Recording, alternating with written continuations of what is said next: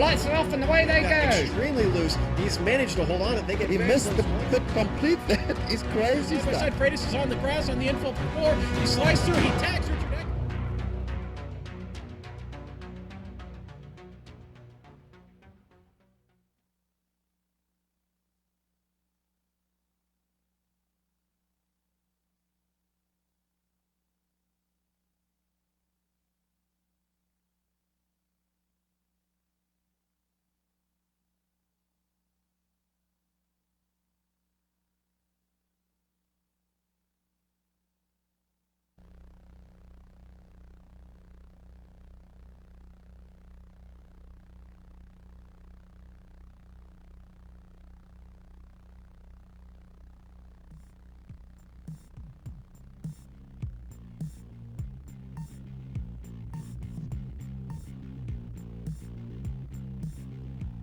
Hello, everyone, and welcome to the Global Sim Racing Channel's coverage of the GreenValleyLake.com MX5 World Tour, Race 13. I'm Bill Zahn, and with me in the booth today is Brian Corwin. How you doing, Brian? Pretty good today. It looks like Richard's not going to be up in the booth to the start, but we're looking forward for another good week of MX5 World Tour racing like always, Bill. Yeah, we're a little short-handed, but we're going to have fun with it anyway. We are at Okayama Racetrack today. It's the full circuit. It's my favorite circuit, and of the two circuits at Okayama. Brian, tell us about the track. Well, first of all, the track was built in the early 1990s. It's located in Mimasaki, Okayama, Japan. The layout we have today is featuring 25 laps for the race, 11 turns, and the laps themselves are about 2.314 miles or 3.724 kilometers. This track typically has two configurations. We'll be using the full configuration for today's race, Bill. And you've talked about it, so now let's go ahead and take a look at it. We have a video of a lap guide, so GL, if you go ahead and play that now.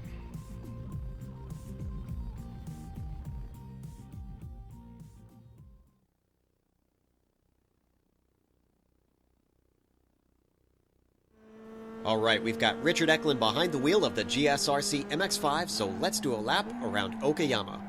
Turn 1's got a very late apex, but it still opens up quite a bit as you track out. Then you head right into Willems. This tricky fast corner has some anti-camber, and the barriers are close on both sides, so exercise caution with that limit. If you fail to get a good exit, the twists of the Moss S are going to make too wide an interesting endeavor. Still, Atwood Corner is a good passing zone. If you go deep here, though, be ready, because the climb up the hill is the perfect opportunity for an over-under. And with the long backstretch, these MX-5s are going to gobble up the draft of the car in front anyways. So unless you're being seriously held up, the hairpin up ahead is a much better place to outbrake your rivals. Just a slight kink in the backstretch, so got to line it up as you near your brake marker. Then heavy braking at this corner. But there's a lot of banking here, so you can sometimes hold on around the outside and be set up to complete the pass into Revolver. This one comes up very quick and it's tricky to nail. Expect oversteer and a lot of cars spinning throughout the race. Then there's Piper. This is a deceptively fast bend and there's little room for mistakes with how close the walls are. First lap pileups are not uncommon if people don't have their heads up. Now we head into Redmond and Hobbs. These are just an achingly slow set of back-to-back hairpins that don't fit in with the rest of the course. Who knows what the track designers were thinking when they laid those out. Now we dive through Mike Knight Corner. If drivers hook the inside curb like Rich does here, they're flirting with disaster and can unsettle the car into 11, the last corner. This is another spot where you'll find a handful of understeer, and many drivers will be going all the way across the AstroTurf and clip the gravel just to keep from sacrificing their speed down the front stretch. But by now, we've completed a lap around Okayama.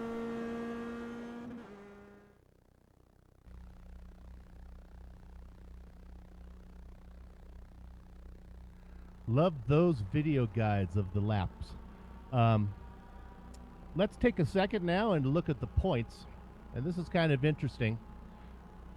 A couple races ago, the phrase that everyone was saying that this is Yao Freitas's to lose.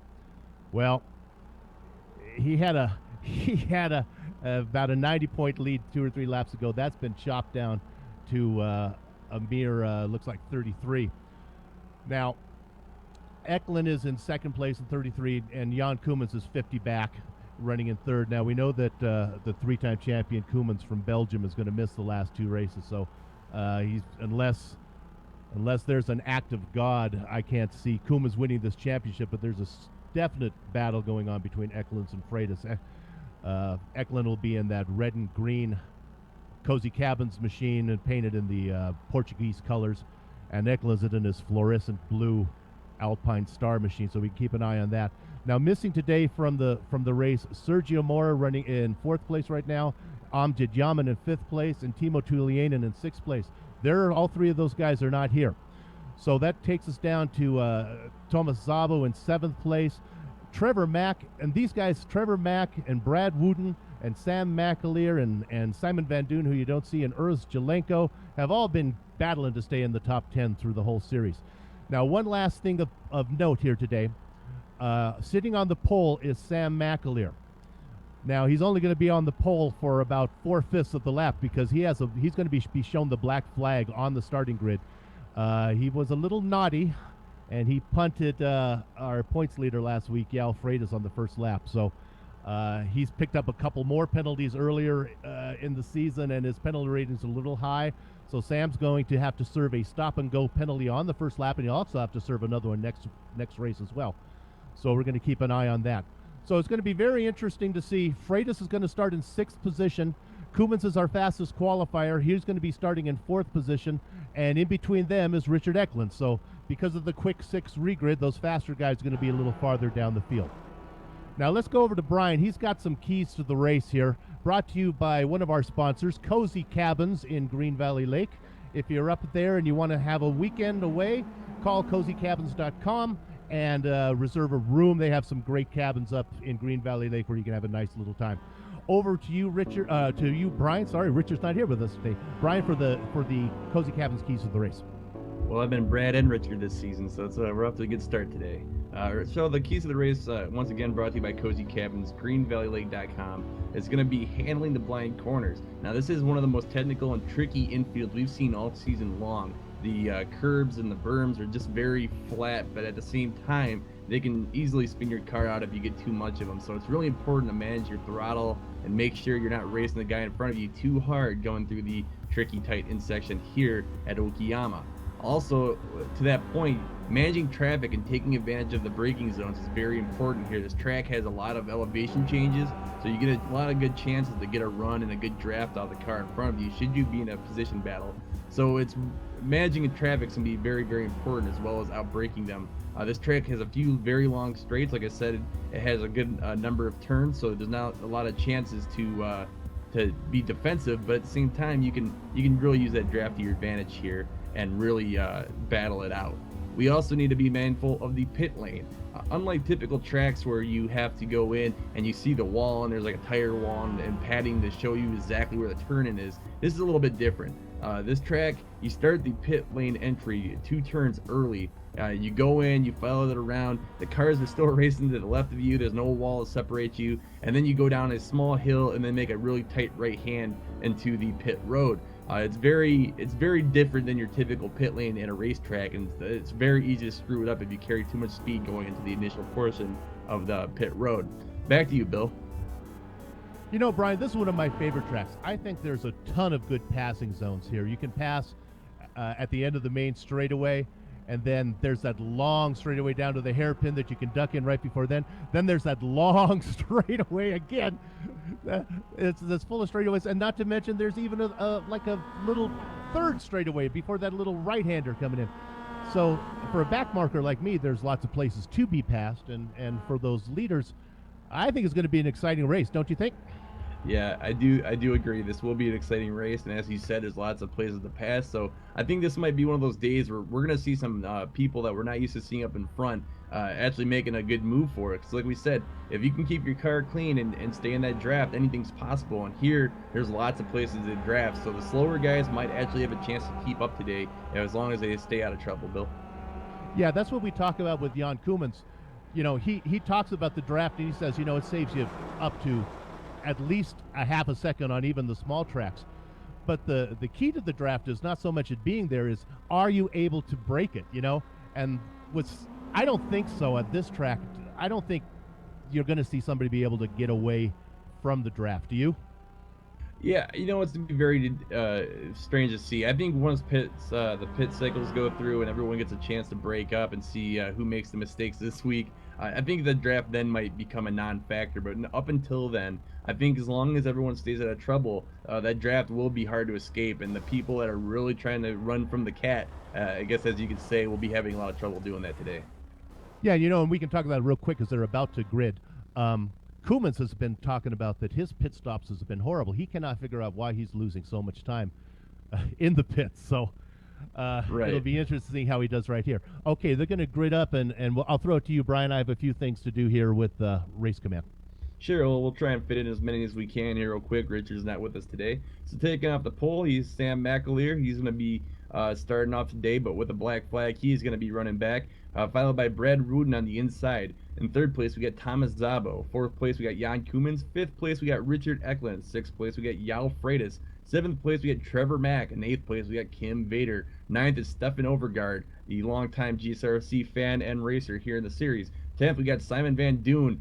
11th, Tom Rathie. 12th, we got Anthony Calentano. And 13th, we got Thomas Torp. And 14th, Benjamin Lanowet. And 15th, we got Jonathan Kieran. 16th, we got Matty Cooper. 17th, we got Jordi Fike. 18th, we got Craig McKenzie. 19th, we got Jerome Yersum. And 20th, we got Pierre Swindasaran. That wraps up our standings here. And now we have the lights coming up as we go off. We go off very strong here as everyone goes out and breaks to the inside. We see Brad Wood and everyone, Thomas Szabo. We got Jan Koumans looking outside. He just barely taps Richard Eklund as they all pile into turn one. Right now we got a swarm of cars as everyone's trying to find some open space here as we go up to the front. We're looking at Jan Koumans as he goes on the inside of Thomas Szabo, followed close behind by Richard Eklund. Sam McAleer is up front. He's trying to outrun Brad Wooden, but he does not quite make it, as now it looks like Thomas Szabo is making an inside pass on both. Let's see, you got Jan Koumans and Brad Wooden. Bill, what are you seeing here on the track?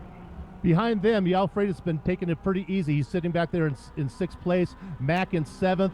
Behind him is Kim Vader. Now, these guys are a little higher up because of the smaller field than we're used to. Stefan Overgaard behind them, and wrapping up the top 10 is Simon Van Doon. Let's go back up to the front and see how there's a nice battle for third. Koumans, and we have a battle for the lead there with McAleer on the outside and Wooden on the inside, followed right behind in that white car by Jan Koumans. And then you can see Eklund back there in the fluorescent blue car. It's quite a battle. Now keep an eye on the orange car of Sam McAleer. He should have to duck into the pits. Back to you, Brian. Right. I was just going to say that I find it very, very strange to see McAleer running so hard with these guys, knowing that he's going to go down pit road. But nonetheless, it's been a great opening lap, very clean, and everyone's giving each other lots of space. Back to Brad Wood, and he takes the lead as he comes up the hill. He's going to have a little bit of a gap with Sam McAleer between him and I believe Jan Koumans, because let's see, we got Sam McAleer diving on the pits, and you can see we have quite the gap. It's going to be hard to close up that space with the draft. However, with Richard Eklund and Thomas Szabo close behind, you might get a little bit of a run. It looks like Jan Koumans went a little bit wide, followed by a few others as they go into the sand trap. That's going to cost them a few tenths of a second, but it shouldn't be too bad as we all come into a line down to turn one. We got Jan Koumans peek out. He goes back in as we come back around in turn one, Bill. Very clean. I haven't, I was focused up at the front, but usually you can hear an accident or a crash or a bang somewhere. I think everyone was clean through lap one. And, it was interesting on McAleer, and that says a lot about the way he drives. He doesn't give an inch even when he knows he's going into the pits. So he's going to come out in last place. We'll keep an eye on him through the race and watch him work his way up through the field. As we go farther back, I'm looking at back here in 13th spot, there's a nice battle between Benjamin Lanowetz. Right ahead of him in 12th is Anthony Celentano and Thomas Torpin, that kind of frosty silver machine. And Thomas Rathie is now in the top 10 because McAleer has had to pit. Let's go back up to the front. It looks like Koumans making a move. Yeah, Koumans does go on the inside. He's going to push Brad Wooden out wide. Richard Eklund tries to pick up that extra spot. He's not going to get it as Brad Wooden was expertly set up for the inside coming into that left-hander. Right now we got Jan Koumans taking a huge commanding lead all of a sudden as he just takes the momentum with him and leaves Brad Wooden behind. As we come back to the double switchback part of the track, we're going to go up quite the elevation change. As you can see here in the camera angle, they go up quite a ways, which can also really bleed off your momentum as you scrub off your speed. But no problem for Brad Wooten as he's now catching back up to Jan Koemans. Is also showing a great pace today. Bill, what did you see in warm-up? Well, here's what's up. Koemans was our fastest qualifier. Wooten was our 5th fastest qualifier. Now, you and I talked about it earlier in the race. Is this the kind of track where Koemans can break the draft? I would say no. Wooten's fast enough to hang on, but if we look at it right now, I'm starting to worry that Koemans might be able to run away with this. And if he does, look for him just to hot lap for about 20 laps coming in pit, and we could be looking at a near wire-to-wire victory for Koemans if he can break this draft. I totally agree, Bill. Jan Koemans early on has been very impressive. He managed the traffic well as we saw Richard Ecklund go off into the sand there. Yeah, but Jan Koemans has been really good the last couple of weeks at managing traffic and finding holes. And as we saw, he took a little bit of a risky move on the inside of Brad Wooten, but those are the kind of moves at Okayama you have to make if you're going to move ahead. Well, right now we're looking at Richard Ecklund as he tries to put Brad Wooten under attack. Here's a good example of what we mean by following the draft. As you can see, Ecklund's to get right up on the bumper of Brad Wooten, and right before they get into the braking zone, going into the hairpin, he's going to peek out and try to make a move. As we see, there he goes right there. He's going to try and now break him. Brad Wooten's going to cut across and force Ecklund to slow down. Very smart move by Brad Wooten. We see Jan Koemans starting to pull away just a little bit more, and now Yao Freitas is into the party as he comes in behind Richard Ecklund. Bill? Well, Ecklund cannot really be patient here. If he's being held up by Wooten, Ecklund's back there saying, Brad, don't lose the draft. So I would not be surprised to see Ecklund make a daring move that wouldn't, maybe not be the kind of aggressive move you would expect so early. But he's got to worry that Koemans is going to get away from Wooten. And now, he's not in, at least he can look back and say, because Koemans is not really his competition in the points. The guy he's chasing is Yao Freitas, and Freitas is right behind him right now. So he might be looking ahead at Koemans with the victory, but he's also keeping an eye on that red and green cozy cabin machine, making sure he stays behind him. Yeah, we just saw Jan Koemans go into the sand a little bit. Now, that's something we're going to see a lot today. That car gets very loaded up coming around that last turn, coming in the long straight. It's very easy to go wide there because of the speed momentum that he's carrying. And the problem is, if you get too much sand, it will slow you down. You'll lose about 0.2 of a second. And that is when the draft will really come to play. If the two cars behind you are pushing each other and they get a good run, they're going to make up that time very quickly. So Jan Koemans, he's very good on the other parts of the track. He's going to make up that time still, but those are the kind of mistakes that you cannot be making at Okayama. Right now we see Richard Ecklund as he come out of the double carousel, as he's going to come up and try again on Brad Wooten, as he's going to draft him down the straight and try to outbrake him into the hairpin. Now, this is a move we saw 3 times already in the last lap. Richard Ecklund is obviously getting held back in pace, and he's getting very impatient. So this time it looks like Richard Ecklund gets a little bit better of a run. He's going to outbrake Brad Wooten, give him nowhere to go. Brad Wooten goes out wide, followed by Yao Freitas and Thomas Szabo as they come around the hairpin. Ecklund bobbles just a little bit, and it looks like Wooten's going to try on the inside. He does not have enough momentum to make it. He is going to go back as Richard Ecklund grabs just a little bit of dirt. He's going to come around, and now he's going to have a clean shot at trying to make Jan Koemans up that position. Now we got Yao Freitas looking on the outside. Freitas is going to go. Brad Wooten goes defensive, gives Freitas a little something to look at. He's going to back off as we see Freitas now. He looks on the inside, scrubs off a little speed, but he has a clean release. Unfortunately, he's going to be on the outside as Brad Wooten comes back out on the double switchback. Wooten's going to take that position as now we have Yao Freitas moving into 4th place. Very good driving by both drivers. Very defensive at that. And now that's what we're seeing. The best drivers in the class of the MX5s is battling it out on one of the most challenging tracks here on iRacing. GL, let's go back and get away from the action up front real quick. We'll go back to 7th place and Stefan Overgaard. There's a nice battle going on back there. And while we're looking at that, we could, Freitas has got to, he's like Ecklund now. He can't be sitting behind Wooten for much longer. Overgaard's running in 7th place. He was in a nice battle back here with Kim Vader in that red and white Danish flag colored car there. And right behind him is Simon Van Doon, and running behind them in that frosty silver machine is Thomas Torp. Now these guys are all running inside the top 10, which is really, really high for them. We don't usually see that with the absence of regular top 10 drivers like Tulianen and Yaman and Sergio Mora. It gives these guys a little chance. And right behind them in this 4-car train is one of our sponsors, the red, white, and blue welcome in car with Tom Rathie. So he's having a nice race as well. In 12th place is Benjamin Lanowet. Benjamin Lanowet is our new Ironman leader. He has driven the most laps this season and is looking to be the first two-time Ironman champion. And we'll go one farther back. There is Anthony Celentano in 13th spot. So there's a nice race in the back from 13th to 7th. Let's go back up to the front and see how we're doing. Yao Freitas has took the position for Brad Wooten and attempts to get it back. He goes on the inside. He makes that left-hand turn, but he spins it. He got just a little too much curb. As we see, we go back to replay now. Let's see what happened exactly here. Yeah, we got Yao Freitas. He takes a position, and then it looks like Brad Wooten got just a little too much curb, and that's what I talked about earlier on the race today. It really unsettles the car, and it's very easy to spin. Luckily, no damage is done. He was able to hold the car onto the track, but that's going to cost him a lot of time. Back to you, Bill. Yeah, Wooten did that all on his own. It was a nice little loop. He just turned it around and got back going again. A little Joey Chitwood stunt track driving there, and we'll see where he comes out. He's going to be right ahead of Overgaard, so he's going to be about in 6th place. Righto, so now we're going to go and just update you on the top 5. We had a lot happen during our last news update. Jan Koemans is in the lead. He's taken off, and he's about 2 seconds ahead of Richard Eklund now. Richard Eklund's in 2nd place, followed by Yao Freitas in 3rd. Thomas Szabo moves up to 4th, and because of Brad Wooten's mistake, Trevor Mack, someone that we're not used to seeing up in the top 5, he's running in 5th today. Very strong showing from Trevor Mack. And here we are again. Let's take a look at the leaders and the gap between Koemans and Eklund. And for me, I don't think Eklund is getting any benefit in the draft right now.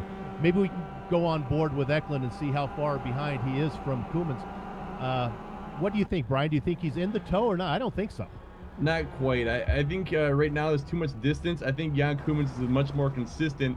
I'm watching Richard Eklund just slide all over the place, and I think that's going to slow him down in the long run. I think where Richard Eklund's going to make up all of the time is if you get someone to help push him down the straight, such as Yao Freitas, or maybe if Koemans takes a little too much fuel or makes a mistake in pit road. I think that's the only way Richard Eklund's going to get a chance to get back in the tow, Bill. Yeah, in fact, if I start scrolling through the field, they're all spaced out. We don't really get to a really close competition until we get back to those guys who are back in that we talked about, 7th, 8th, 9th, 10th, 11th, 12th. So maybe we'll keep an eye back there because that seems to be where the excitement is. I'm looking right now at Tom Rathie running in 11th. He's in that middle of that train with right behind him is Benjamin Lanowet, and then Anthony Celentano in that kind of black and white half-colored car there with DB on the hood. It's nice to see him running up front. He's a rookie this season. So really, you get all the way back to 14th where Jordy Fike is racing. He's all by himself. So let's go ahead. We'll jump back to the lead. Oops. As I saw, looks like Rathie was getting past there. Just to keep an eye on the leaders for you guys, it's still Koemans, Eklund, Freitas, Szabo, Mack, Wooten, all about the same distance apart. Don't you think, Brian? Yeah, they're all about 1.5 seconds to 2 seconds apart, and that's I was kind of wondering if that's what we would see today because we have so many good drivers in this series, and all it takes is we were kind of talking about in the pre-race notes is one guy to screw up, and that will kind of mess up everybody's race. But we kind of expected the opposite thing to happen. We were thinking someone was going to be too slow and then hold up a bunch of people, causing them to kind of freight train on top of each other all the way around the track.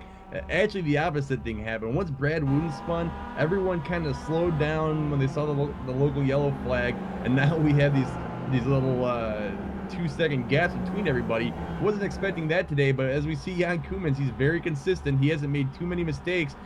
He's gone off into the dirt just a little bit a few times, but he's so fast and just so professional at what he does.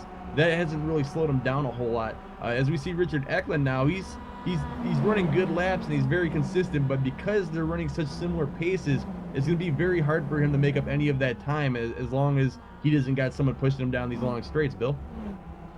I think we're going to have to leave the leaders as they're spaced out. Let's go back again and look at Rathie, Lanowet, and Celentano running for 10th, 11th, it's like 11th, 12th, and 13th spot. This is really where the battle is right now. As we keep an eye on them, we can talk about Koemans for a minute. Koemans really has one speed, and that is fast. He hot laps. It's hard for him to take it easy. So for the viewers at home, just because he has a lead, it's not unprecedented for him to make what is called in tennis an unforced error, where he just puts it in the dirt and loses it, because he likes to hot lap every time. The pit window is going to be somewhere between 8 and let's see, so 8 from 25 to 17. So somewhere between 8 and 17. So these guys are in their pit window right now. Nobody's being held up. I don't see the advantage to pitting early right now. I think this may be a long run for all the leaders, as they're just waiting to see if they can maybe catch up here. Boy, even the little battle right now, as I was talking about, Celentano in 13th, and 12th is Lanoweth Rathy in 11th. Ahead of them now is a nice little battle here with Kim Vader. He's battling with Thomas Torp in that frosted silver machine. I didn't like that frosted machine at first, but boy, that's a nice look there. It's kind of a silver, that's a cool look from Thomas Torp. And right ahead of them is Simon Van Duyn in 8th place. So the action is in the back. Right, and I don't know if anyone caught that in the corner, but when they're coming down the back straight, it looked like Simon Van Duyn got just a little squirrely and took a different line, and about the next 8 guys behind him thought that was where he was going, and they all drafted him on the strange line on the wrong side of the track for the maximum speed. So that was very interesting to see, as we have a car now going down pit road. That looks like Tom Rathy. So Tom Rathy, I believe, will be the first one to go in and fill up and take some new tires potentially. Tom Rathy normally, I don't think, is one of the first people to dive in, so maybe he's trying an alternate strategy today. As now I'm looking at Stefan Overgaard, as he somehow got away from Simon Van Duyn. It looks like everyone's starting to get into a rhythm now, and with Rathy going to the pits, I'm starting to wonder if anyone else will follow soon. Well, I think Rathy's in that train and probably says, I don't really need to be here, and so he's going to duck in. We'll keep an eye on him and see when Simon Van Duyn and Torp and all those guys finish their pit stop. Be interesting to see if Rathy ends up ahead of him when it's all said and done. We'll see actually where he comes out, if he's going to come out close to the leaders and see if he has to actually hug them up. So let me go back and find Tom and see how he comes out with the leaders. With that being said, I'm going to jump up to Yao Freitas real quick, as he has made up a little bit of time on Richard Eklund. Not quite enough yet to make it into the toe, but Thomas Szabo is probably close enough now that maybe the two of them decide to not battle so much. They can get that run on Eklund and then hopefully push them back up to Jan Koemans. I haven't seen any of the top 5 pit yet, so they might be holding on for now because they have a nice spacing, and that's kind of what you want. You get a little bit of a toe, not enough to catch the next guy in front of you, but it's saving fuel mileage nonetheless. And you also got enough space where you're not feeling cramped and cluttered the whole race, so you're not losing time battling for position. I think right now in the top 5, everyone's in a good position, especially Trevor Mack. How about that? As we now see Richard Eklund dive into the pits. So now we have Richard Eklund going down pit road. Yao Freitas and Thomas Szabo are both going to file up. Now we got Jan Koemans in first, Yao Freitas in second, Thomas Szabo in third, Trevor Mack's moving up to fourth, and Brad Wooten's going to be in fifth. Everyone just employing different fuel strategies today. I'm a little surprised. Usually we see them diving in at roughly the same time. Bill, was this what you expected to see today? Well, let's try to put ourselves in Eklund's head. He's not catching Koemans. Maybe he's thinking he can get behind. Maybe he can use lap traffic to his advantage. Maybe he can pick up a toe from the slower cars that he's lapping and gain some distance there. It'll be interesting now. He's going to be he set the bar. So now we're going to watch as the leaders all come in. We're going to see how they come out compared to Eklund. He didn't take tires and he didn't overshoot his pit stop. It looked like a fairly routine pit stop, and he's going to come out just behind. Who's ahead of him there? It looks like he's going to be just behind a new driver, Matty Cooper. Now there's 3 guys ahead of him: Matty Cooper, Craig McKenzie, and Sam McAleer. Now McAleer's fast. You know, he had to do that stop and go. So in theory, if Eklund can get up to McAleer, those guys could maybe make do some damage. It looks like Yao Freitas might have done something wrong, because it looks now Thomas Szabo is just starting to catch up with them. Thomas Szabo, I feel like he's been kind of quiet lately in this season, yet he's had one good finish after another, Bill. So yeah, Thomas Szabo having a great race today. Yeah, I'm rewinding to see if I can see what happened to Freitas, and I just don't see it. It looks like this Szabo is just closed the gap on him. When Eklund went into the pits, Freitas was right there. So I think Szabo just has the pace. Now we're gonna see once again now what we're talking about in the draft. If Freitas gets a good exit here, which he does, and Thomas Szabo is gonna get a nice run. Now we're gonna see what exactly happens. As you can see, Thomas Szabo just starts inching close as they reach the end of the straight, and if he feels brave enough, he might be too far back, but normally if he was close enough, he'd peek in there and try to go down the inside of turn 1. So again, not quite close enough for the draft to work in his advantage yet, but again, he is benefiting. He's getting that extra space, not battling with other people. That's going to help his pace, as well as saving a few extra ounces of fuel here and there using the slipstream, Bill. So Thomas Szabo, he might stay out just a little bit longer than everyone else if he feels like that's going to help him due to the fact that he's been pacing with João Freitas so cleanly lately. Yeah, now, Brian, I'm going to ask you a question because it's my impression that the leader in a two-team tandem really doesn't make any advantage. It's not like in NASCAR where the car behind can push him unless they actually bump draft. Is that the impression you get, or do you think that Freitas can actually gain speed with Szabo behind him? Well, normally I say he would gain speed, but because the MX5 doesn't have any aero package or anything special to help the car move faster through the air, I think it's like trying to push a brick through a windy wind tunnel, I guess you would say. So I don't think these cars are aerodynamic enough to benefit in the front, but I think the guy behind them is definitely going to benefit. It might not be in speed or anything like that, but just the overall pace will be better. He's going to save at least a little bit of fuel. It won't be enough to make a huge difference, but it might buy him a little more time than, say, someone that's under attack or stuck in traffic, and that's what you really want to look for in a series like this. See, one of the things that I think the drivers learned when we ran a few exhibition oval races at the big oval at Indianapolis at the Brickyard was that the front car didn't gain anything, but the back car could actually slingshot around, and the momentum that they gained in passing was how they made up time. They could gain a car length, and then the next lap the car would slingshot back around again. So the two cars would swap positions, and that's how they gained time. So I think if Freitas and Szabo are interested in catching Koemans, they need to start working together, and Freitas needs to let Szabo get around him, and then Szabo needs to let Freitas get around him, and maybe they can inch their way back to Koemans. Meanwhile, we still don't have anybody who is pitted other from the leaders other than Eklund. And we'll go back and see where Eklund is right now in comparison with McAleer, and McAleer's in the pits, so Eklund's running all by himself again. So we'll keep an eye on them. Well, just an update real quick. Jan Koemans is now up to a 4-second lead. Imagine that. He's just running an impressive race, and that is definitely the kind of racing we've come to know and love from Jan Koemans. Right now, as we look, it looks like Thomas Szabo is now even closer to João Freitas. So, you know what, I think you're right about the drafting thing. Maybe Freitas would benefit on one of these straights to just let Szabo shoot right past him, and then in turn do the same kind of thing down the next straight. There's lots of time to get it done. We're only on lap 12 of 25, and these guys have yet to go into the pits yet. So maybe you're right, and I coming back and thinking about it, I think at Charlotte Road we did see a little bit of that in the NASCAR part of the track. Guys slingshot and pass each other and swapping positions. I believe it was Yair Yanis and Richard Eklund were both going at it pretty good.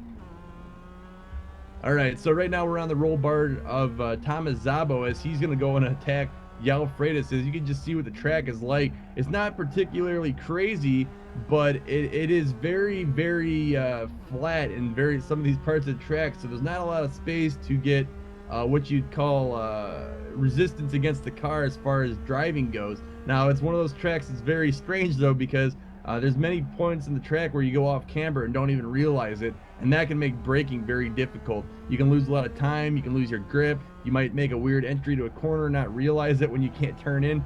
All these things are coming to play at Okayama. It's one of the most unique tracks in the world. It's one of the best tracks in iRacing, and today you're seeing why. Now, it looked like Szabo got just a little bit of a dirt clod underneath his tires. He lost a little bit of time to João Freitas, but coming into this carousel, he made it a little bit of that time back, and now we're going to see if he got a good exit, here at the carousel, as they have that long straight we talked about time and time again, where Thomas Szabo is going to draft João Freitas down and see if he can get a good braking point as we go in to the hairpin. It looks like Freitas might go just a little bit defensive, and no need to now as Szabo tucks back in, Bill. I'm surprised neither of these guys have pitted yet. We're on lap 13.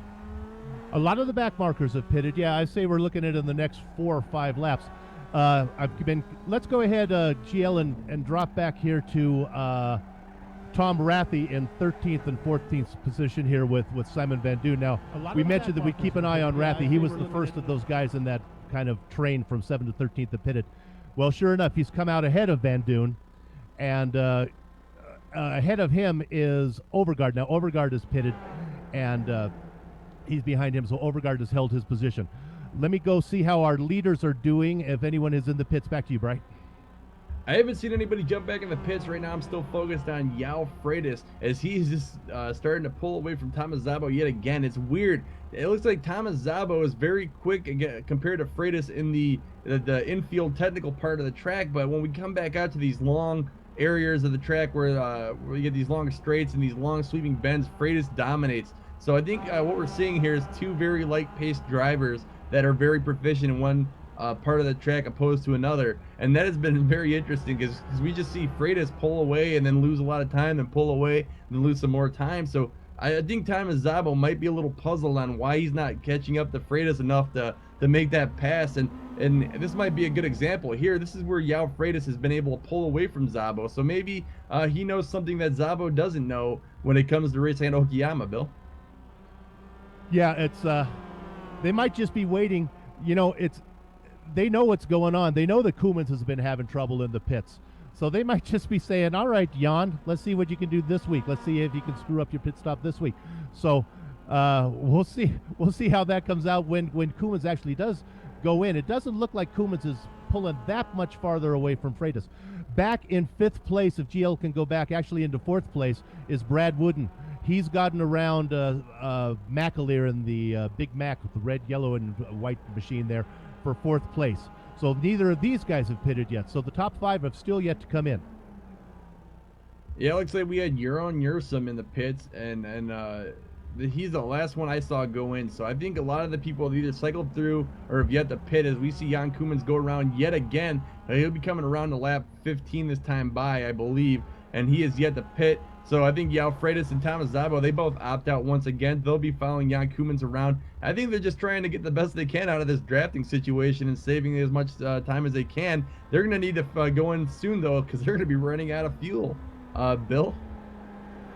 Yeah, my calculations is it's got to come in the next 2 laps. I went back and reviewed last season's race, and one of the Tucker boys was able to go to lap 17, so I don't think we're going to see these guys. We're on lap 15 right now. I don't see anybody going past that. Wooden in 4th, Mack in 5th, if I can run through the field for everybody. Thomas Torp has yet to pit. He's running in 6th place, but when he pits, he's going to back behind some of the other guys. Benjamin Lanowitz is running in 7th. He has yet to make a pit stop.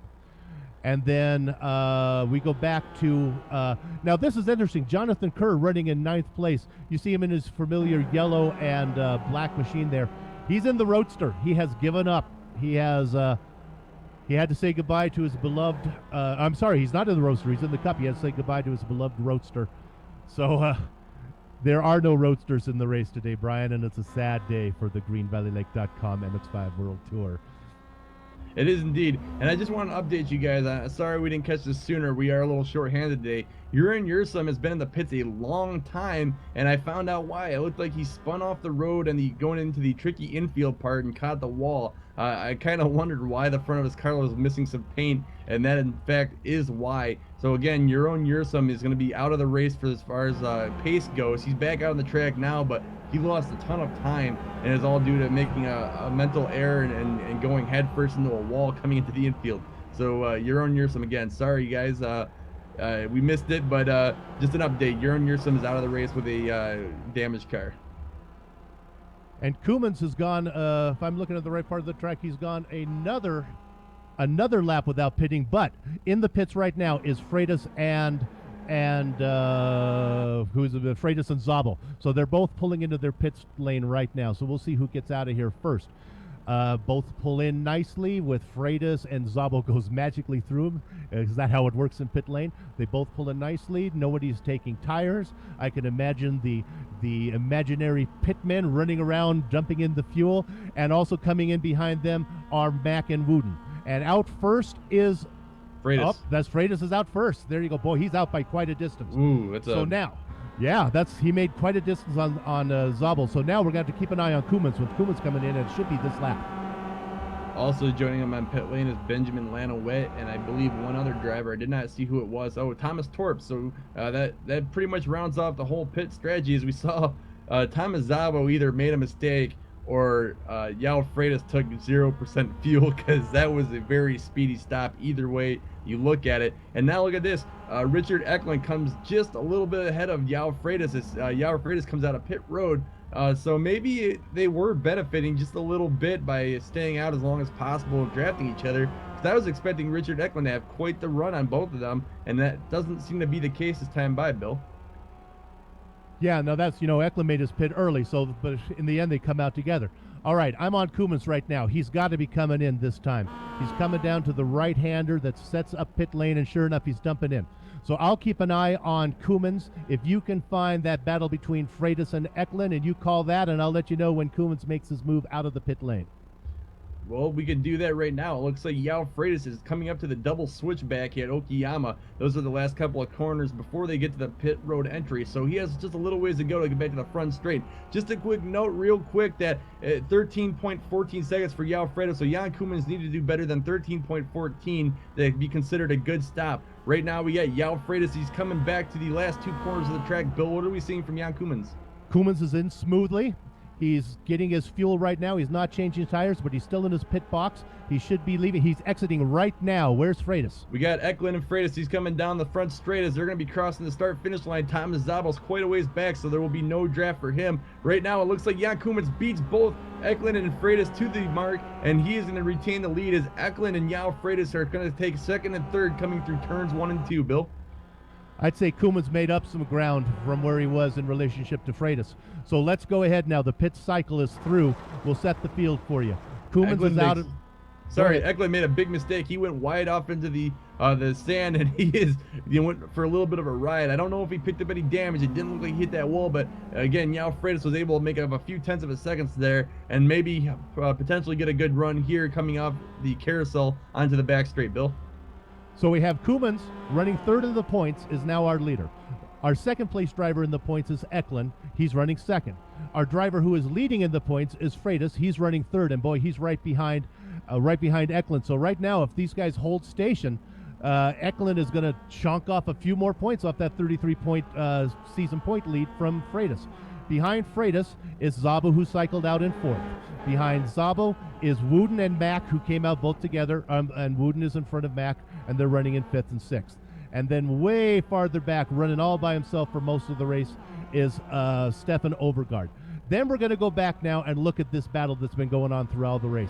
Right now, the close battle between Rathy and Torp as he's making a move, and Van Doon and Benjamin Lenowit. We've been keeping an eye on them all race, and that's really where the excitement is.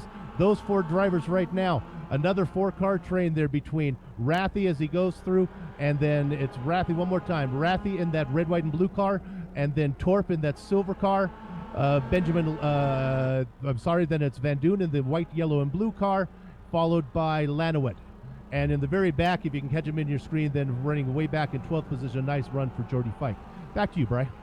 Yeah, just want to make a quick notice. I don't know where the camera was at during the last bit, but Richard Eklund just had a very weird off in the last corner. He went off into the sand, and then while trying to come back onto the road, as we saw now Freitas going off into the dirt. Anyways, Eklund went off into the sand, and when he was trying to come back, I think he saw either Freitas in the mirror trying to pass or what, but he stayed off into the grass and lost quite a bit of time. Freitas, being smart right now, though, however, decides not to pass him and risk having a collision and stayed back. So Richard Eklund retains second place. Freitas is going to try and draft him now and pass him the correct way, which is the non-damage way. Now, just a quick update. We got Koumans at a 14.5 for pit stop. Eklund had a 14.3, and Zabo had a 15.36. Just a reminder, Freitas had a 13.14, so, or excuse me, a 13.1. So I'm wondering if Freitas decided to skimp out on fuel just a little bit, Bill. Yeah, but he didn't. He actually didn't gain any time on. I mean, he had a short pit stop, but he'd actually lost the position for the Eklund. Although I think Eklund was ahead of Freitas when they went in for the pits originally. So I think they pretty much held station. Those guys are pretty experienced. I don't think Freitas would dare risk running out of fuel. I mean, that would, with his position in the points, to run out of fuel and drop those positions. Oh, that would be devastating. Well, right now I think Bill's getting ready for the back marker salute, our weekly bit we do at the end of the race. So right now, while he's preparing for that, we're looking at Richard Eklund and Yao Freitas both going off a little wide out of the last corner. They're both driving very hard, trying to make up that gap between him and Jan Koemans. Right now, they're not doing a very good job though, because the more they go off into that sand and overdrive their cars, the worse it's going to slow them down. So they need to start wising up, maybe just slowing down a little bit, saying, hey, listen, Koemans has the pace today. We need to focus on getting these championship points and seeing where they can finish should they not be able to catch Jan Koemans. Right now, as you can see, they're going off the track every which way possible, trying to make up that time. And I think over the longer course of the rest of the race here, that's really going to start to hurt them, Bill. So I think I'm a little shocked to see them just throwing the car around. But then again, with Richard Eklund and Yao Freitas, maybe I shouldn't be. That's some silly thinking, Bill. Yeah, well, Eklund's got to hold that position. I mean, that's even if he can knock off, it's 90 points for second place. It's 83 for third place. So even those 7 points is going to help if Eklund can hold position. It's time, guys, for the Eagle Nest Tavern back marker 60-second salute. And really, it's hard to do a back marker salute today because our field is only 20, and 5 of those drivers are out. So maybe we'll just talk about who's out real quick. Jiren Yursum is 4 laps. He's 4 laps behind. He's not in the race right now. Sam McAleer is out. Matty Cooper, his first race, he's out. PJ Sunderswaran is out, and Kim Vader is out. Now, we're going to start with Anthony Celentano. He's currently running in 15th place all by himself. We saw a little bit of him earlier. He was in that chain of cars. He wasn't able to hold on to them. 14th position, we haven't seen much from him. Craig McKenzie running in 14th in the Stars, the Stripes, Red and Blue car. Up 1 spot to 13th is Jonathan Kerr. Now, we talked about Jonathan Kerr being in the Cup today. He asked the race officials if he could switch over to the Cup. The rules say you have to stay in your same car, but with only 3 laps to go, I think series officials had sympathy for the poor guy. So everybody's in the Cup today. So that's a nice 13th place is a good job for Jonathan in the Cup there. Jordy Fike running in 12th place. And then we talked about Benjamin Lanowitz. Now, Benjamin Lanowitz, here's that battle again. Benjamin Lanowitz and Salmon Van Doon running in 11th and 12th. Those guys have been going at it all the time. Lanowitz wants to be careful to make sure he gets in all the laps because he is really has a good chance of winning the Ironman contest. I'm going to run through the rest of this field. We'll go up to 9th place is Thomas Torp. We talked about him. He's, I've said about 9 times, he's in that Frosted Silver machine. He's right behind Rathy. So those guys, that's really where the action has been. Rathy's having a great race, running in 8th place. No mistakes from him. Hasn't shot himself in the foot like will happen there. There's a nice battle there between Rathy and Torp. One more spot up. That brings you up to Stefan Overgaard in that blue car with a white stripe on it. And then we get back up to our top 6 between Trevor Mack and Wooden. And we go up one more to Szabo. And that puts us back to the front there with the guys we know and love so well, Freitas, Eklund. And let's go ahead and take a look at the leader in his kind of reverse color, usually in the black colored car. Today it's white with black in the Speedmaster car, Jan Koemans. And that's our back marker. Hey, that's not our back marker salute. That's our entire field salute. Back to you, Brian. Good stuff, Bill. As we said now that Yao Freitas had just a little bit of a slip coming onto the double switchback area.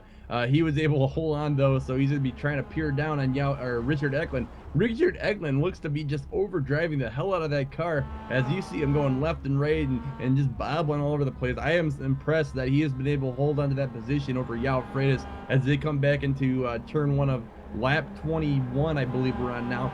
So again, Richard Eklund, he said earlier on in the year that he's not really trying. He already has one of these championships and some good finishes over the years, and now he is just driving the hell out of the car. So I'm a little confused. Should we believe him, Bill? Is Richard Eklund really not trying for this championship point? His driving is definitely leading me to believe that he does care, or he would just let Yao Freitas by right now, driving as hard as he is driving. Yeah, Eklund's hard to figure out. By nature, he's an aggressive driver, and I think now with 3 laps left, I think really we're going to keep the focus on that Eklund-Freitas battle. That's really the best battle on the track and probably has the most significance in the points. Eklund, we talked about this last week. Eklund brought up the point that says, you'll know I'm serious about winning the championship when you don't see me racing aggressive because I don't want to make mistakes. I don't know. When he came into the series, he was pretty darn aggressive, and I think he realizes then that that's no way to win a championship. But I'm not sure he has fun racing that way. His nature is to have fun, go out, let it all hang out and go for it. And right now you see Eklund in that fluorescent blue machine being dogged by the cozy cabin red and green machine of Yao Freitas. Those are your top two in the point leaders, with Eklund having a 33-point deficit to to Freitas. So will be I think what's really interesting to see if Freitas makes a move on the last lap to see if he can get by Eklund.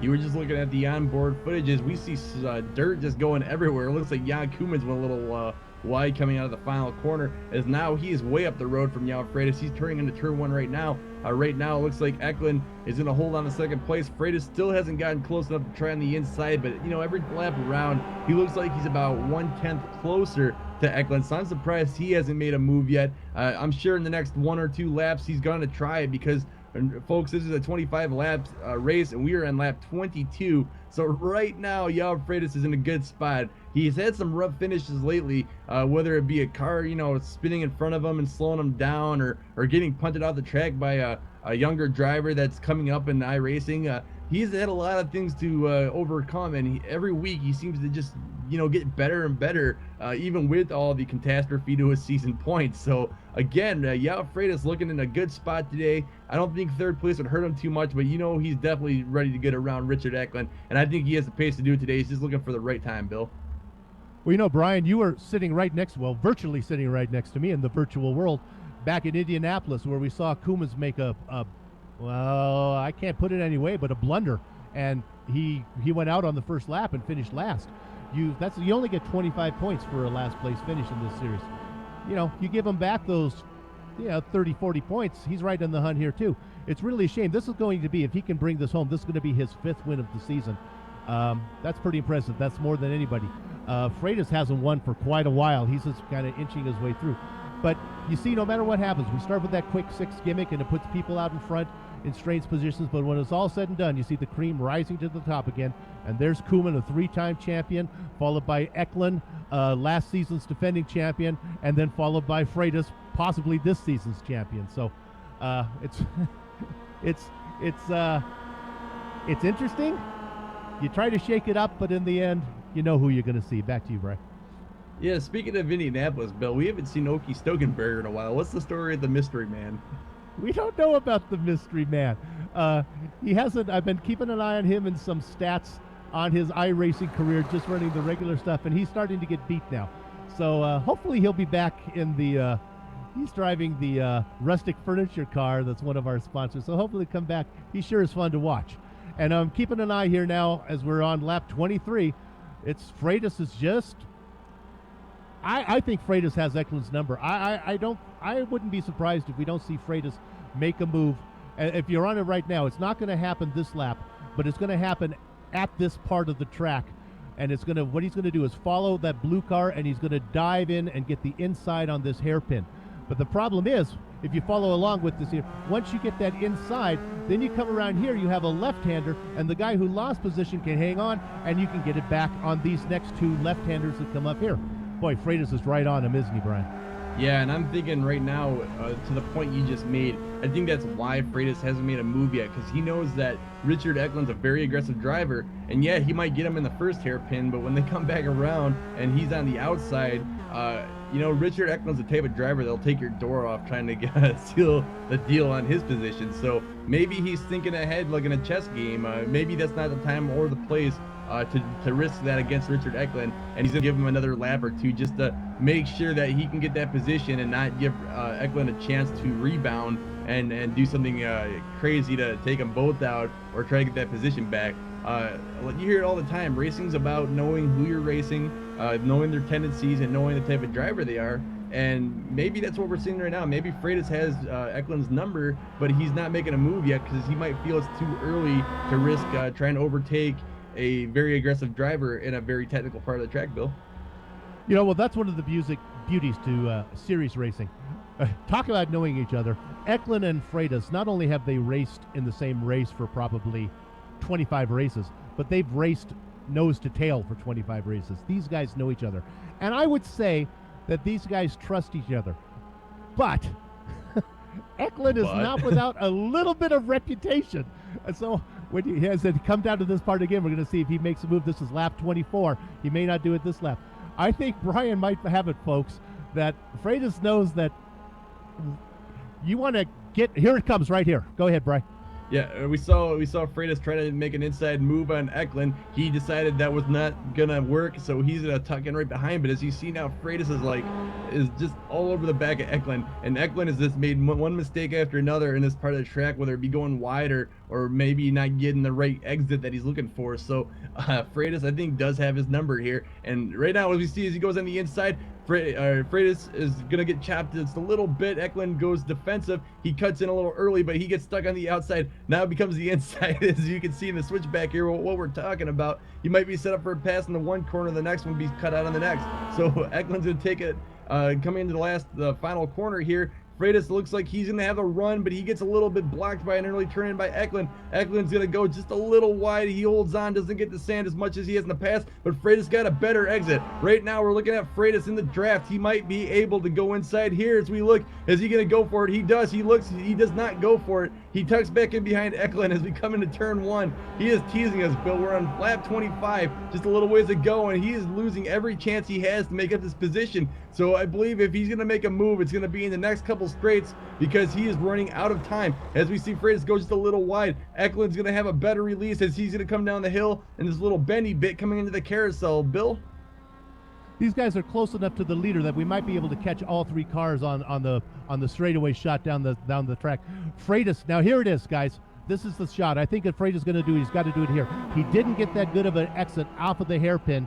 He's going to pick up a draft. Eklund is going to know this. I'm going to be surprised if Eklund doesn't move over to Eklund's right and protect the inside. Let's see if he does it. Freitas really isn't close enough to make a move. He might have to dive bomb him, and he's not going to get there. Back to you, Bri. Right now we're watching Jan Koemans. He's coming on the final lap here. It looks like Yurin Yursum's up ahead, but it shouldn't be a factor as he is far enough away that I don't think Koemans will catch him before the end of the race. Right now, Koemans, you just got to take your hat off to this guy. He does it 1 week after the next. He puts in good qualifying times. He puts in good practice, and he just comes and delivers every week. So again, it looks like Jan Koemans has this race in the books, and we're just going to take our hats off to him for a great drive today. As we come back to Jan Freitas real quick before we get to the start-finish line, Bill, what are you seeing? Freitas might have a better exit there. Koemans tried to be defensive. Freitas might have a little bit of momentum, but I think it's going to be too little too late, as Jan Koemans is going to take the victory, and Richard Eklund looks like he's going to hold on to second place as Jan Koemans crosses the finish line to win race 13 of the GreenValleyLake.com as he puts it into a nice spin. Eklund is going to follow into second place. Freitas is going to take third. And let's go ahead and follow some of these battles farther back through the pack. Let's see if we can go back and see how we're doing with Szabo. Can you pick up anybody? Thomas Szabo comes in fourth, Brad Woons in fifth. It looks like we're going to have Trevor Mack in sixth. Great race by Thomas Mack. And then we see Anthony Celentano. He's going to come in 15th. So these guys are all spread out, multiple laps down to the... We'll go back. We have Overgaard looks like going to get second. These are the guys we've been following all race. Overgaard's going to get seventh. Raffy's going to hold down eighth spot. And then we have a nice battle here between Benjamin Lanowit and Thomas Torp as they come down to the checkered flag. It's going to be for 9th and 10th. And it looks like it's going to be Lanowit and Torp. And then crossing behind them, I can recognize those colors as Van Doon. And it looks like Jordy. Yep, Jordy Fike. Sorry, Bill, I got a little cut off there. When I was cycling back to the next cars crossing the line, it looked like Kim Vader's in the pits. He had a bad finish today, unfortunately, and it kind of caught me off as well. So Kim Vader, he looks like he's in the finish in the pits. We got Jonathan Kier crosses the line, followed by a few other drivers as we wrap it up. We're going to go to break, folks, and we'll come back with the results and then have a few interviews for you.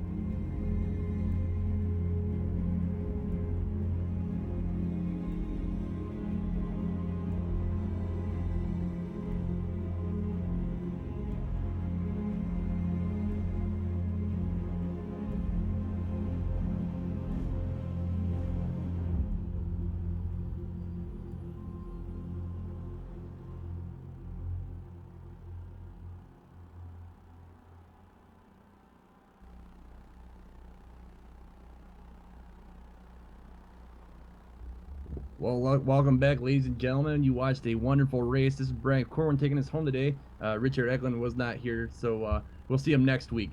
We're going to go over the results first. So we got Jan Koemans, who won the race. He had a great pace today and just an outstanding drive overall. So good job, Jan Koemans, for the race win.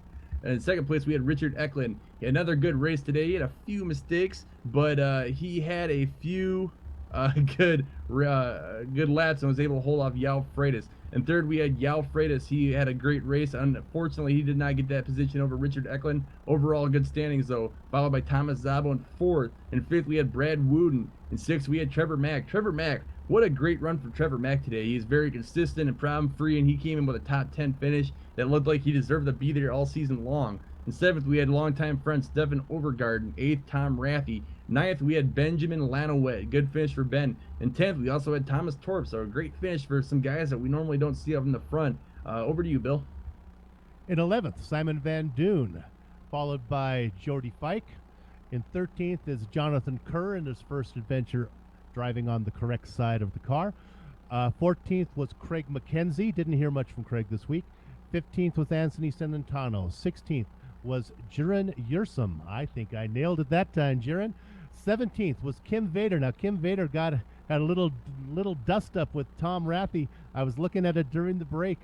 Rathie was, to me, looked like he was holding his line, and Vader came across his nose. Rathie could have moved over a little bit, but he doesn't have to. Anyway, that put Vader in the wall, and 17th spot for him. PR Sundersworn, it was 18th. Newcomer Matty Cooper got his taste in the GreenValleyLake.com MX5 World Tour and finished 19th. And in 20th was our pole sitter who had to do a stop and go, Sam McAleer. Let's go back now to Brian for some interviews. Well, Bill, we do indeed have some interviews today. First, we're going to go over to Richard Eklund. He had a great run today. He came in second overall and just an outstanding performance. So, Richard Eklund, do you hear us? Yep, I got you. All right, Okay. Richard. Okay. Go ahead, Bill. Sorry, I'm on the list to do, Rich. Richard, nice job today. Let's talk about your early pit stop, because that's what we were wondering what your thoughts were when you came in so early in the race. I was just gonna try something different. Nothing too special about it. I saw that Joao was catching me, and I was losing a little bit of ground to Jan, so I decided just to try something different. See if it would work. In the end, it didn't cost me any time, but it didn't gain any time either. So either way, it would have been the same, I think. Yeah, I think so. We were watching. You were going to see how does this work out, and in the end, it really all came out the same in the wash. Great battle at the end of the race. You really weren't going that defensive, and he really never. I mean, probably from your point of view, he was making a run on you every time, but he really never got alongside you very much there at the end of the race. Were you worried, or did you think you had the pace for him? I wasn't really sure, to be honest, because I thought maybe he was just holding back for the last lap to try and get around me, but the last lap came around, and I outbraked myself into the hairpin a little bit. He got alongside me there, but then I was able to just take a defensive line only one time into that little chicane after that, and that was enough to keep him behind. I think we had a little contact, but nothing serious. So I'm not sure if he just didn't have as much pace and I was getting a good run out of the last turn, or if he just wanted to stay in third, knowing he would only lose a couple points to me in the championship. I'm not really sure, but yeah, I didn't know what he was planning on. It was exciting to watch. It probably was more tense in the cockpit than it was watching from the booth. Well, I think you knock off another 7 points off the lead, so now you got it down to a manageable 26th. I only get 2 questions, but I'm going to third question. You're 26 points down, man. You got to start I know you've been playing this championship low key. It's time for you to start thinking championship. Can you get it in there? Can you start thinking, hey, I can get 2 in a row? Well, with Jan not coming to the last 2 races, I suppose anything's possible. If I could win the next 2 and Joao came third or something, that would be great. But I don't know. We'll have to see how it goes. I'm closer than I was before. I actually have a bit of a chance now. So Joao's still going to have a bit of bad luck, though. So still in his hand, I think. You're in the hunt. It's going to be exciting. Thanks, Richard. Good luck to you, and we'll see you next week. Thanks. See ya. Back to you, Brian. And I think you're going to get our race winner. Do you have Jan Koemans? If he's available, we're going to let Brian take this interview. Hey, Jan, how you doing? I'm fine, Brian. What about yourself? Oh, pretty good. And I'm guessing in your shoes, you're probably pretty happy because early on in the race, there was a little bit of traffic, but you found a hole. And from there on, you just didn't look back. You had a really clean pit stop. You ran a good race, and you just left everyone behind. So tell us, what was your mindset coming into the race this week? Well, I wasn't sure what was going to happen at the start, obviously, because there was a few people in front of us. So it was a bit tricky. I didn't know if I was going to get to the front and try to run away, or if I got stuck, then I'd probably try and save some fuel. But I was pushing really, really hard to try and get a 2-second gap to Richard to just get him out of the draft. And I just about managed that. And after that, I could pull a few tenths of a lap. But it was really difficult because you can't miss a single braking point for 25 laps basically. So it's pretty hard on the concentration. Speaking of concentration, when everything's going your way and it looks like you're unstoppable, is that when you need to focus the most, or do you feel like you were able to relax a little bit and just ride out the rest of the race? Yeah, I do relax a little bit, but in this case I was looking in my mirrors because way back I could see Richard and Zhao battling, and it was really close. So I was watching that, and at the same time I was trying not to go off the road or anything, because you can get a little lose concentration or something. But yeah, it was pretty interesting. Brian, let me butt in here. I want to ask Jan a quick question. Jan, I know you're going to miss the next 2 races. Then we're going to be off for the summer. We've talked about the dedication that the chunk it takes out of a person's social life. Do you think you're back for season 8 in September? Well, I'll be back, Bill. I just hope I can do enough races to mount a credible challenge. But I don't know. I just wanted to prove that I'm still quick enough after the debacle on the oval. I think from the past 5 races, I won 3 and then finished second twice. So to bow out of this championship with this record past a couple of races, I'm pretty happy. Yeah, we talked about that during the race, that the debacle. That's a great term at Indy. That hurt you. Jan, it's a pleasure having you in the race. It's a pleasure having you in the series. Have a great summer, and we will see you in season 8. Thanks, Bill. See you guys. Okay, back to you, Brian. We got one more interview today. Bill, if you'd like to take this one, we got Benjamin Lanowet. He's just coming in to say hi and have a friendly little chat with us. So let's pull Benjamin Lanowet up here, Bill. And Brian, feel free to interrupt me on my interview like I did to you on Koemans. Benjamin, hey, let's forget about the race. Let's talk something way more important than that. How about talking about, you are 2 races away from being the Ironman champion, the first 2-time Ironman champion. Are you aware of this fact? Yes, I am, Bill. Thank you very much. That's an impressive accomplishment. For you guys at home, the Ironman Championship is the driver who puts in the most miles in the season. There's no bonus buys for missing a week or something. You miss a race, you get 0 miles. This guy he won it in season 5. He's won it in season 7. And let's go ahead and talk about today. I'm doing all the talking in the interview. 9th place finish. Nice job from you. Thanks, Bill. Everything went really well during this race for me. I had no screw-ups, and there was some really close racing with Thomas Torp, Tom Rathje, and Simon Van Doon. It was really interesting. I don't know if you caught it in the broadcast, but it was quite something.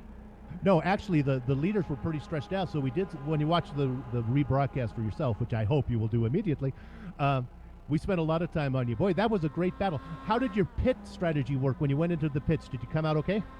Yeah, everything seemed to go pretty well. I took the default 2.1 gallons, which was just about exactly enough. I had like 1 lap extra, which is kind of the margin I usually like to take, but it was a great race for me. Thanks. Well, congratulations on your inside the top 10 9th place finish today. Bring it home for that Ironman championship. That'll buy you a few more checker tickets, and maybe you can steal yourself the $50 season-ending lottery, okay? I hope so. Thanks, Bill. All right. Thanks, Benjamin. Back to you, Brian. Well, Bill, this is the end of our broadcast, but before we go off and thank our sponsors, let's get your opinion real quick. What did you think of today's race, and what are you looking for in the end of the season here? for the viewers who never got to watch the seasons 1, 2, 3, 4, 5, it was the Jans Koeman show, and that's what, he won last week, he's won again today. That's what we saw for the first 5 seasons, and honestly, that's the genesis of the Quick 6 gimmick, is to try to do something to get Jan Koeman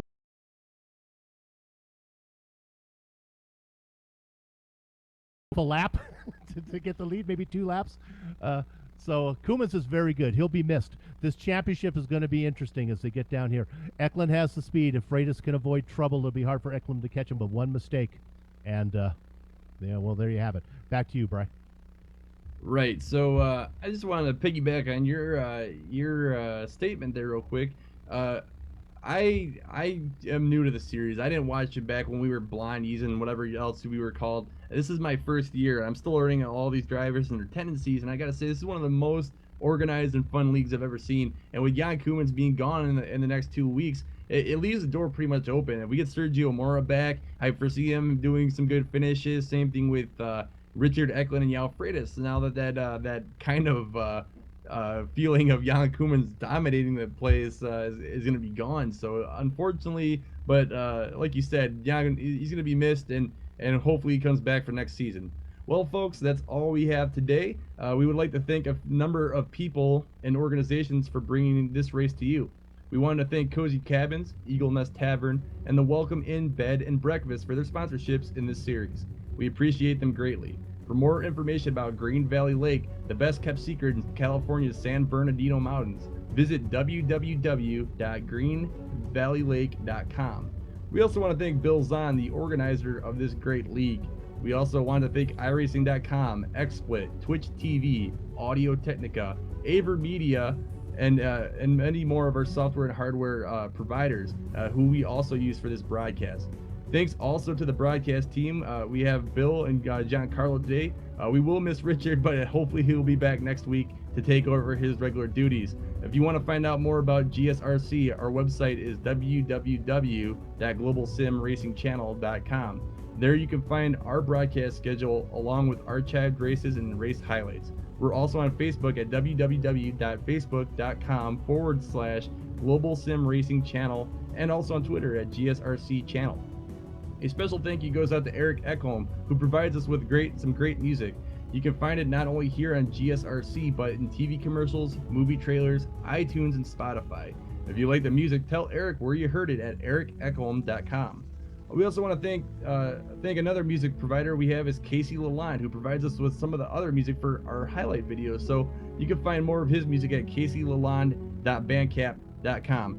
I'm Brian Corwin. Today was a great race, and we're going to end the broadcast here. So thanks for watching, and we'll see you next week.